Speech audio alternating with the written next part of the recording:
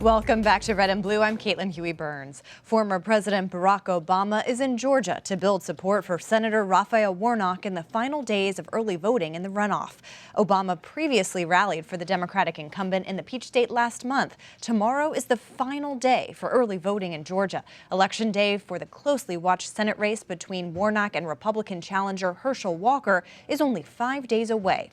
Earlier today, CBS News congressional correspondent Nikole Killion discussed the runoff election with the lieutenant governor of Georgia. The Republican explained why he decided not to vote for fellow party member Herschel Walker. I'm a conservative. I'm a conservative because I think it's the best way to govern. I've been a Republican a lot longer than a lot of folks. I think I've got kids probably that could articulate the conservative platform better than some of the candidates that Donald Trump and his group supported all across the country. This wasn't the right brand for Republicanism, and I think Herschel Walker will probably go down as one of the worst Republican candidates in our party's history. And Nikole Killion joins us now from Atlanta.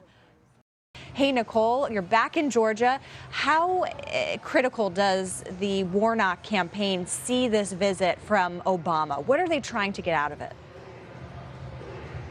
Well, if you hear the music behind me, they're trying to hype people up, in short, and they want to hype them up to vote. Obviously, we have seen a robust turnout in early voting. Roughly 1 million people or more have cast their ballots so far, even though this has been a truncated early voting period and a truncated runoff.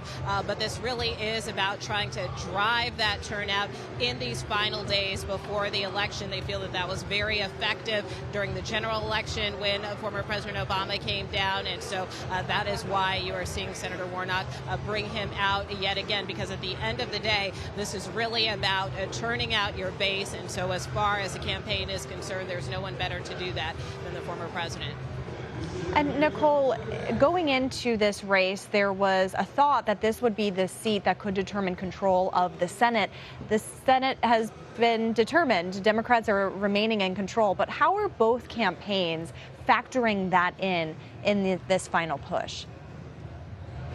You know, it has shifted the argument a little bit, although some of the arguments are still the same. You know, in terms of Senator Warnock's argument, he continues to argue that Herschel Walker is not fit for office, and that continues to be his refrain, but also encouraging his supporters to back him again because of his record, but also to ensure that Democrats have that one-seat majority, that will give them an opportunity to carry out Democrats' agenda more effectively. On the flip side, Herschel Walker does continue to tie his opponent, Senator Warnock, to President Biden, saying that if he gets in office again, he's just going to be a rubber stamp for the president.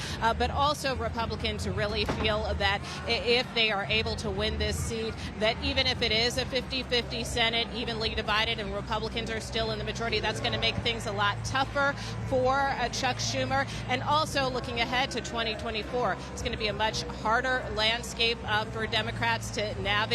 And so if they can deprive Democrats of one seat now, that just gives them more of an advantage come 2024.